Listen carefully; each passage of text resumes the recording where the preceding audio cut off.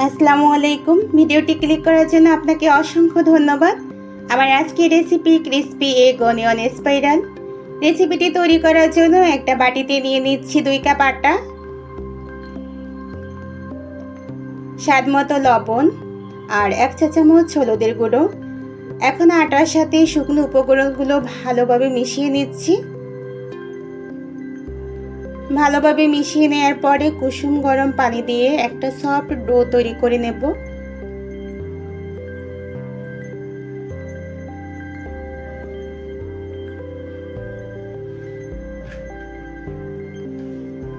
ডোটা তৈরি করা হয়ে গেলে এটা 5 মিনিটের জন্য রেস্টে রেখে দিচ্ছি।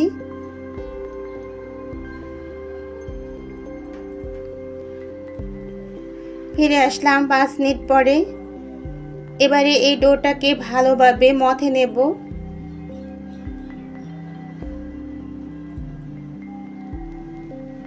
ভালোভাবে মথে নেওয়ার পরে ছোট ছোট লেচি কেটে নেব, যেটা দিয়ে আমাদেরকে রুটি তৈরি করতে হবে। আপনি যে সাইজের করতে পারেন, চাইলে ছোট বড় করতে পারেন, সমস্যা নেই, এটা আপনার উপর ডিপেন্ড করে।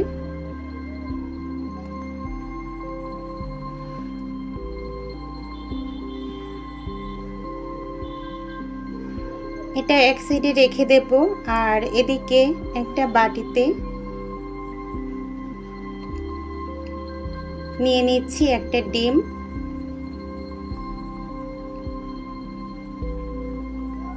দিয়ে দিচ্ছি 1 কাপ পেঁয়াজ কুচি,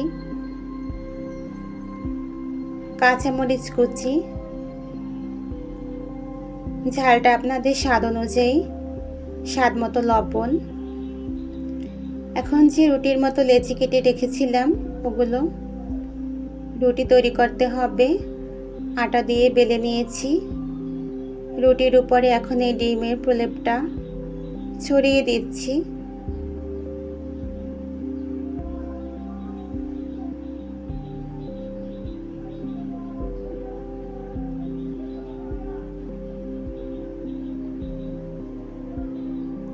ছড়ানো হয়ে গেলে ছুরি দিয়ে লম্বা লম্বা স্ট্রিপ কেটে নেব।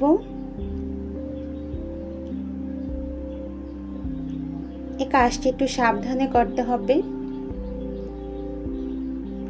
স্ট্রিপগুলো গোল করে স্পাইরাল আকারে পেঁচিয়ে নেব।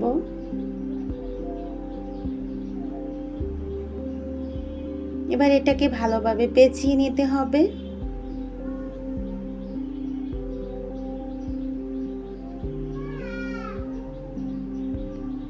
সবগুলো পেঁচানো হয়ে গেলে এখন এটা ফ্রাই করার পালা।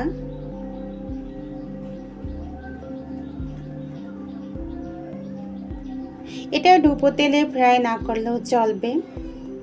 ফ্রাই করার জন্য ফ্রাই প্যানে দিয়ে দিলাম তেল।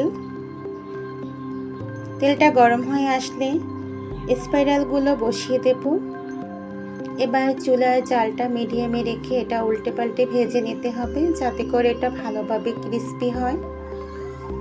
আশা করি রেসিপিটি আপনাদের কাছে ভালো লেগেছে। ভালো লাগলে প্লিজ চ্যানেল সাবস্ক্রাইব করতে ভুলবেন না, এরকম আরও নতুন এবং সহজ মজাদার রেসিপি পেতে। রেসিপিটি দেখার জন্য আপনাদেরকে অসংখ্য ধন্যবাদ। আজকের মতো এখানেই বিদায় নিচ্ছি। সবাই ভালো থাকবেন। আল্লাহ হাফেজ।